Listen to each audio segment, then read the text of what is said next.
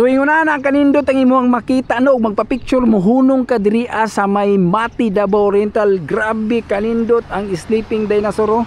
Nindot gina baklay-baklayan nya parinaron nga ting-init, nindot kayo ang kanang kalangitan gablu-blu nya ang dagat gablu-blu. So mayong adlaw kaniyong tanano right now naata karon diri sa may Mati, Davao Oriental. Nya kani akong gihunungan right now is mao ni ang pinakasikat nga ginahunungan diri sa Mati. If ever nga mo biyahe kagikan og Davao, Tagum, paingon ka diri sa may Mati Sentro, muhunong sud kani kay para makapapicture ka ani oh.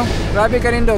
And right now gimuan nila ni og kanang harang oh. Unya siguro bawal magpa-picture diri banda nga side kining diri bawal siguro magpa-picture kay kanang bakilid na baya kayo ni oh. Yang uban oh nagilabay rag basura oh, kanang uban mga nang laag nang pa-picture diri ba oh. Tanawa nang gilaag mo mga basura ninyo diri panglabay.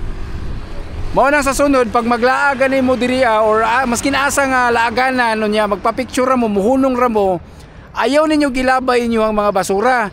Kay parinani oh, sus pagbaton mo og disiplina og maglaag mo.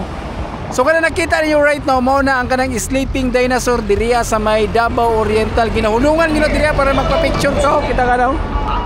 Pero grabe kanindo to. O nya kini mga kabkab man siya kadugayan gud mo nang ilang gibutang nga grip wrap kini mga bato. Pero kalat ra mga basura largo sa una no, grabing basura. Tanawa largo diri grabing basura kalat to, mga upos ug sigarilyo. Diri gipanglabay.